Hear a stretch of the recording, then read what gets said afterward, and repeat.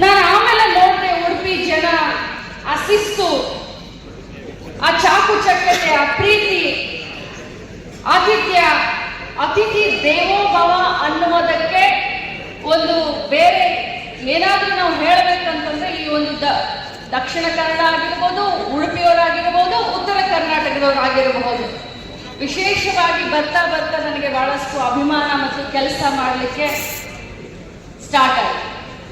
ಇವತ್ತು ಸರ್ಕಾರದಿಂದ ಬಹಳಷ್ಟು ನಾವು ಕೂತ್ಕೊಂಡ್ವಿ, ಬೆಳಗ್ಗೆಯಿಂದ ಕೂತ್ಕೊಂಡು ತಾವು ಮಾತನಾಡೋದನ್ನ ಕೇಳ್ತಾ ಇದ್ದಂಥ ಸಂದರ್ಭದಲ್ಲಿ ಬಹಳಷ್ಟು ಜನಪ್ರತಿನಿಧಿಗಳು, ಶಾಸಕರು, ಸಂಸದರು ಹೇಳಿದ ಒಂದೇ ಒಂದು ಮಾತು, ಇನ್ವೆಸ್ಟ್ ಮಾಡಲಿಕ್ಕೆ ಎಲ್ಲರೂ ತಯಾರಿದ್ದಾರೆ.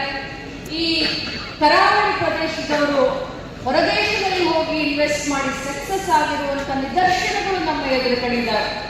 ಮುಂಬೈನಲ್ಲಿರಬಹುದು, ಬೇರೆ ಬೇರೆ ಹೊರ ದೇಶದಲ್ಲಿ, ಹೊರ ರಾಜ್ಯದಲ್ಲಿ ಇನ್ವೆಸ್ಟ್ ಮಾಡಿ ಸಕ್ಸಸ್ ಆಗಿರೋದು ನಮ್ಮ ಕಣ್ಣು ಎದುರುಗಡೆ ಇದೆ. ಆದರೆ ಇವತ್ತು ತಮ್ಮ ಸ್ವಂತ ಜನ್ಮಭೂಮಿಯಲ್ಲಿ ಕೂಡ ಇನ್ವೆಸ್ಟ್ ಮಾಡಲಿಕ್ಕೆ ಅವರೆಲ್ಲ ತಯಾರಾಗಿದ್ದಾರೆ. ಪ್ರಕಾಶ್ ಶೆಟ್ಟಿ ಅವರು ಹೇಳಿದ್ರು, ಮಾನ್ಯ ಉಪಮುಖ್ಯಮಂತ್ರಿ ಅವರಿಗೆ ಹೇಳಿದ್ರು, 250 ಜನ ಅಲ್ಲ 500 ಜನ ಇನ್ವೆಸ್ಟರ್ಸ್ನ ನಾವು ತಗೊಂಡು ಬರ್ತೀವಿ, 1,000 ಅಲ್ಲ 5,000 ಕೋಟಿವರೆಗೂ ಇನ್ವೆಸ್ಟ್ ಮಾಡಲಿಕ್ಕೆ ನಾವು ಸಹಕಾರ ಕೊಡ್ತೀವಿ, ಆದರೆ ಸರ್ಕಾರದಿಂದಲೂ ಕೂಡ ನಮಗೆ ಸಹಕಾರ ಸಿಗಬೇಕು ಅಂತ ಹೇಳ್ತಾ ಇದ್ವಿ. ಸರ್, ಇದು ಹೈ ಟೈಮ್. ಯಾಕಂತಂದ್ರೆ ಇವತ್ತು ಉಡುಪಿ ಆಗಿರ್ಬೋದು, ಮಂಗಳೂರು ದಕ್ಷಿಣ ಕನ್ನಡ ಜಿಲ್ಲೆ ಆಗಿರ್ಬೋದು, ಉತ್ತರ ಕರ್ನಾಟಕ ಆಗಿರಬಹುದು, ಇವು ಮೂರು ಆಗಲೇ ನಮ್ಮ ರಾಜ್ಯದಲ್ಲಿ ಗುರುತಿಸಿಕೊಂಡಿದ್ದಾವೆ, ಪ್ರವಾಸೋದ್ಯಮಕ್ಕೆ ಗುರುತಿಸಿಕೊಂಡಿದ್ದಾವೆ.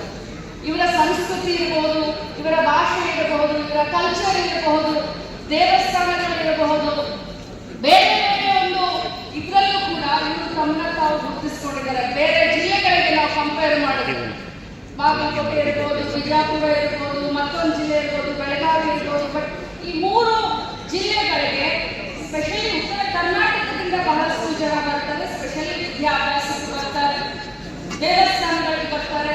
ಹೀಗಾಗಿ ತಮ್ಮ ಹೆಸರು ಪ್ರಸಿದ್ಧಿಯಾಗಿದೆ.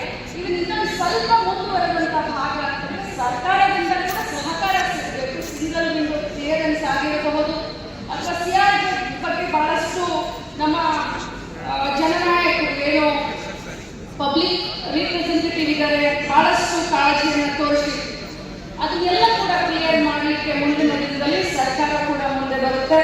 ಸ್ಪೆಷಲಿ ನಾನು ಉಪಮುಖ್ಯಮಂತ್ರಿಗಳಿಗೆ ಹೇಳಲಿಕ್ಕೆ ಬಯಸ್ತೇನೆ, ಸರ್, ತಾವು ತಮ್ಮ ಭಾಷಣವನ್ನು ಶುರು ಮಾಡಿದಾಗ ಒಂದು ಮಾತು ಹೇಳಿದ್ರಿ, ಅಧಿಕಾರ ಶಾಶ್ವತ ಅಲ್ಲ, ಅಧಿಕಾರ ಇದ್ದಂಥ ಸಂದರ್ಭದಲ್ಲಿ ನಾವು ಸಾಕ್ಷಿಗೆ ಶಾಶ್ವತವಾದಂಥ ಕೆಲಸವನ್ನ ಮಾಡಬೇಕು ಅಂತ ತಾವು ಹೇಳಿದ್ರಿ.